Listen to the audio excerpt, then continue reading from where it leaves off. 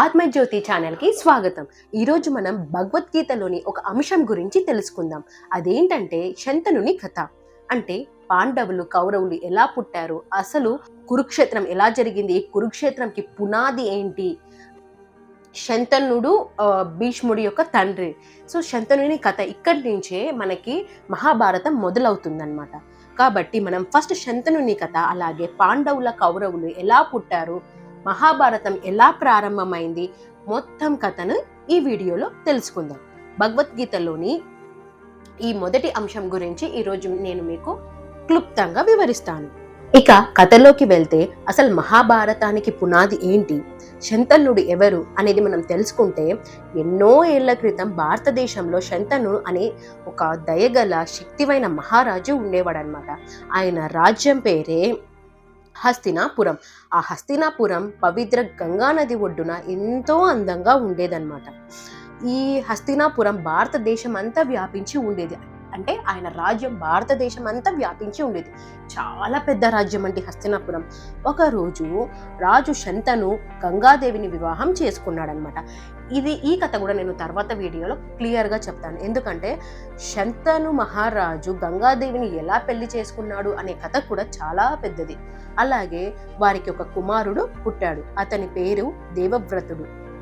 ఈ దేవవ్రతుడే భీష్ముడిగా ప్రసిద్ధి చెందాడనమాట. అంటే భీష్ముడి అసలు పేరు దేవవ్రతుడు. అతడు చరిత్రలోనే గొప్ప ధీరుడు, జ్ఞానవంతుడు అయ్యాడు. మనకు తెలుసు కదా, కురుక్షేత్రంలో లాస్ట్ వరకు మిగిలి ఉంటాడనమాట. కాకపోతే చనిపోతాడు. ఆయనకు ఒక వరం కూడా ఉంది. ఏంటంటే ఆయనంతకు ఆయన చనిపోవాలని కోరుకుంటే ఆయనకు మరణం రాదు. భీష్ముడి కథ కూడా చాలా పెద్దది, అది కూడా తర్వాత తెలుసుకుందాం. ఇప్పుడు మనం ఈ శంతనుని కథ, అలాగే పాండవులు కౌరవులు ఎలా పుట్టారు, అసలు కథ ఎలా మొదలైంది అనేది తెలుసుకుందాం. ఈ భీష్ముడు చిన్నవాడిగా ఉండగానే శంతను మహారాజు మళ్ళీ రెండవ పెళ్లి చేసుకున్నాడు. శంతను మహారాజు యొక్క రెండవ రాణి పేరే సత్యవతి. ఆమెకు 2 కుమారులు పుట్టారు, చిత్రాంగతుడు మరియు విచిత్రవీర్యుడు. ఈ 2 కుమారులు అంటే భీష్ముడి తమ్ముళ్ళు చిత్రాంగతుడు మరియు విచిత్రవీర్యుడు. అసలు భీష్ముడు పెళ్లి చేసుకోలేదన్నమాట. పెళ్లి చేసుకోకుండా ఆజన్మ బ్రహ్మచారిగా ఉండిపోతాడు. ఎందుకోసము? ఈ రెండవ మహారాణి సత్యవతి కోసం. ఎందుకంటే భీష్ముడు పెళ్లి చేసుకుంటే అతని వంశమే హస్తినాపురానికి తరతరాలుగా వచ్చేస్తుంది అనమాట. ఈ రెండవ రాణి యొక్క పిల్లలది ఏమీ ఉండదు అనమాట. అలా అయితేనే పెళ్లి చేసుకుంటాను అనేసి ఒప్పుకుంటుంది. కాబట్టి భీష్ముడు ప్రతిజ్ఞ చేస్తాడు, ఆజన్మ బ్రహ్మచారిగా నేను ఉండిపోతాను అని. ఆజన్మ బ్రహ్మచారిగా ఉండిపోతే తనకి పెళ్లి కాదు, పిల్లలు ఉండరు, తన తరతరాల వంశము రాజ్యంలోకి రాదు అనేది రెండవ రాణి అనుకుంటుంది. అనుకునే పెళ్లి చేసుకుంటుంది అనమాట. పెళ్లి చేసుకున్న తర్వాత ఈ చిత్రాంగతుడు మరియు విచిత్రవీర్యులు పుడతారు. ఇంకా నెక్స్ట్ అంతా వీళ్ళదే అనమాట రాజ్యం. తర్వాత కొన్నాళ్ళకి శంతను మహారాజు మరణిస్తాడనమాట. మరణించిన తర్వాత చిత్రాంగతుడు రాజయ్యాడు. కానీ దురదృష్టవశాత్తు అతను చిన్న వయసులోనే మరణించాడు. అప్పుడు విచిత్రవీర్యుడు రాజయ్యాడు. అతను కాశీరాజు కుమార్తెలైన అంబాలికను వివాహం చేసుకున్నాడు.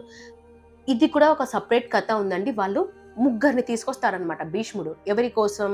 తన తమ్ముడు అయిన విచిత్రవీర్యుడి కోసం అంబాలికలను తీసుకొస్తాడనమాట. అమ్మని పెళ్లి చేసుకోడు, ఎందుకంటే అమ్మ వేరే వాళ్ళని ప్రేమించి ఉంటుంది కాబట్టి. ఇక్కడ అంబాలికలను వివాహం చేసుకుంటాడు. ఎవరు? భీష్ముని యొక్క తమ్ముడు విచిత్రవీర్యుడు. కానీ కొద్ది కాలానికే విచిత్రవీర్యుడు సంతానం లేకుండానే మరణిస్తాడనమాట. ఇప్పుడు ఈ పిల్లలు ఎక్కడి నుంచి వచ్చారు అంటే, రాజ్యంలో ఇంకా పిల్లలు లేరనేసి అందరూ మాట్లాడుకుంటుంటారు. ఎందుకంటే ఇంకా నెక్స్ట్ వంశం కొనసాగదు. ఇక రాజు ఎవరవుతారు అని మొత్తం చర్చలు జరుగుతున్నప్పుడు మహర్షి అయిన వ్యాసుడు యోగశక్తితో అంబాలికలకి పుత్ర సంతానం కలిగిస్తాడు. అంబికకు ధృతరాష్ట్రుడు పుడతారనమాట. అంబాలికకు పాండురాజు పుడతాడు. కానీ దురదృష్టం ఏంటంటే ధృతరాష్ట్రుడు అంధుడుగా పుడతాడనమాట. కాబట్టి పాండురాజు ఆటోమేటిక్గా రాజు అయిపోతాడు. అలాగే కాలం గడిచే కొద్దీ ఇద్దరు పెళ్లి చేసుకుంటారు. ధృతరాష్ట్రుడు గాంధారిని వివాహం చేసుకున్నాడు. పాండురాజు మాత్రం 2 వివాహం చేసుకున్నాడు. ఫస్ట్ కుంతిని, తర్వాత మాద్రిని వివాహం చేసుకుంటాడు. ఇక్కడ పాండురాజుకి కూడా ఒక శాపం ఉంటుంది. ఒక రోజు వేటకు వెళ్ళి పాండురాజు పొరపాటున ఒక మునిని, ఆ ముని కూడా జింక రూపంలో ఉంటాడనమాట. జింక రూపంలో ఉంటే బాణంతో గాయపరుస్తాడనమాట.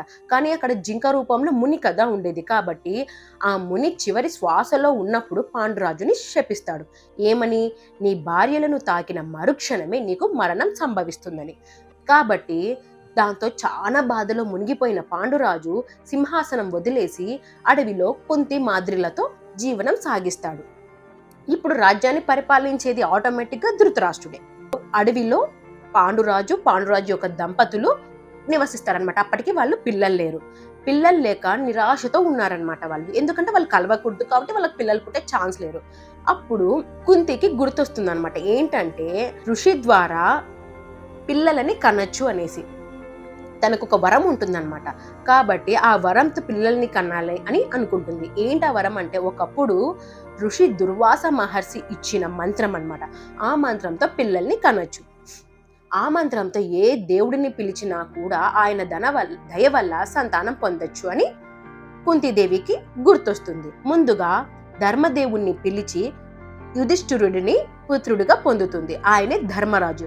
యుధిష్ఠిరుడి పేరు ధర్మరాజు. తర్వాత వాయుదేవుణ్ణి పిలిచి బలవంతుడైన భీముణ్ణి పొందుతుంది.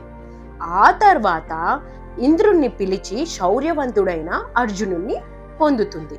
ఇలా కుంతీదేవికి 3 కుమారులు పుడతారు. తర్వాత ఈ కుంతీదేవి ఆ మంత్రాన్ని పాండురాజు రెండో భార్య అయిన మాద్రికి చెప్తుందన్నమాట. మాద్రి కూడా ఆ మంత్రాన్ని ఉపయోగించి అశ్విని కుమారులని పిలిచి 2 జంట పిల్లలని పొందింది. వాళ్ళే నకుల సహదేవులు. ఇలా పాండురాజుకి 5 రాజకుమారులు పుడతారనమాట. వీళ్ళే పాండవులు. ఇక హస్తినాపురంలో ధృతరాష్ట్రుడు గాంధారికి ఒక 100 మంది కుమారులు, 1 కుమార్తె పుడుతుంది. వారిలో పెద్దవాడే దుర్యోధనుడు. ధృతరాష్ట్రుడు దుర్యోధనునే చాలా ఇష్టపడతాడు. కాలం గడిచిందనమాట. కాలం గడిచాక ఒకరోజు అడవిలోనే పాండురాజు మాద్రి మరణించారనమాట. ఎలా మరణించారంటే, వాళ్ళకు ఒక శాపం ఉంటుంది కదా, తన భార్యని ముట్టుకోగానే చనిపోతావు అని. ఆ శాపాన్ని మరిచిపోయి పాండురాజు మాత్రని ముట్టుకుంటాడనమాట. ముట్టుకున్న వెంటనే చనిపోతాడు. ఇలా బాధతో, వాళ్ళిద్దరూ చనిపోయారనే బాధతో కుంతీదేవి తన 5 కుమారులతో హస్తినాపురానికి తిరిగి వస్తుంది. అక్కడ ధృతరాష్ట్రుడు గాంధారి వారిని ఆప్యాయంగా ఆహ్వానిస్తారనమాట. ఈ విధంగా మళ్ళీ హస్తినాపురానికి తిరిగి వచ్చి పాండవులు కౌరవులు ఒకే రాజవంశంలో కలిసి పెరిగారు. వారందరినీ అంటే పాండవులను కౌరవులను మార్గనిర్దేశం చేస్తూ ఉన్నవాడు వారి తాతగారైన భీష్ముడు. ఆయన పాండవులకి కౌరవులకి శ్రేష్టమైన విద్యాబోధన కలిగించి ద్రోణాచార్యుడిని గురువుగా వీరందరికీ నియమిస్తాడనమాట. ఇలా పాండవుల కౌరవుల కథ మొదలైంది. మన నెక్స్ట్ ఎపిసోడ్లో మన నెక్స్ట్ వీడియోలో ఇంకా తర్వాత ఏం జరిగింది అనే అంశం గురించి తెలుసుకుందాం. ఈ వీడియో మీకు నచ్చినట్లయితే లైక్ చేయండి, షేర్ చేయండి, అలాగే సబ్స్క్రైబ్ చేసుకోవడం మాత్రం మర్చిపోకండి. సెలవు. నెక్స్ట్ వీడియోలో మళ్ళీ కలుసుకుందాం.